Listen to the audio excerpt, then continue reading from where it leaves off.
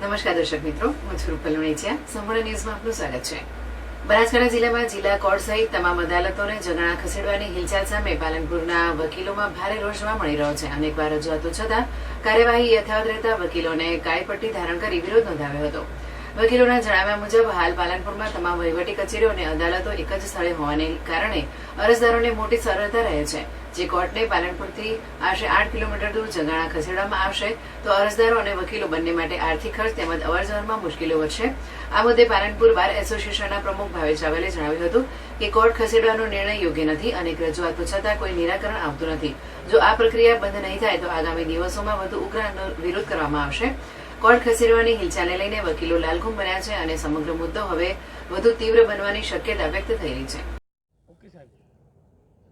આજે બનાસકાંઠાના જિલ્લા જે છે એની મુખ્ય અદાલત ડિસ્ટ્રિક્ટ એન્ડ સેશન્સ કોર્ટ પાલનપુરમાં છેલ્લા આઝાદીથી સતત અહીંયા બેસે છે, પરંતુ હવે એક તગલખી નિર્ણય લેવાઈ જઈ રહ્યો છે કે જેમાં અહીંયાથી બનાસકાંઠાનો મુખ્ય મથક પાલનપુરમાંથી આને કોર્ટને જગાડા પાલનપુરથી 7 કિલોમીટર ટ્રાયબલ એરિયા અને લોકસભાનો વિસ્તાર સાબરકાંઠામાં આવે છે એવી જગ્યાએ લઈ જવામાં આવે છે, જેના માટે અમે આજે સખત વાંધો રજૂ કર્યો છે. અમારી લડત સતત 3 વર્ષથી કાગળ ઉપર ચાલતી હતી, પરંતુ હજી જોઈએ એવો અમને પ્રતિભાવ મળ્યો નથી.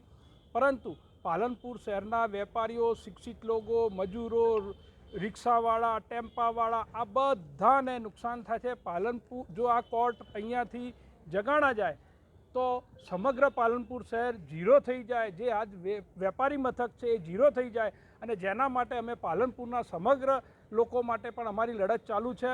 અત્યારે અમારું પહેલું સ્ટેપ છે. હવે પછી પાલનપુરના તમામ સંગઠનોને એકત્ર કરીને પાલનપુરમાં જંગી બહુમતીથી 20-25 હજાર લોકોની રેલી કાઢી અને સરકારમાં અને ગુજરાત હાઈકોર્ટમાં રજૂઆત કરવાના છીએ. અમે ભાવેશ રાવલ, પ્રમુખ પાલનપુર બાર એસોસિએશન.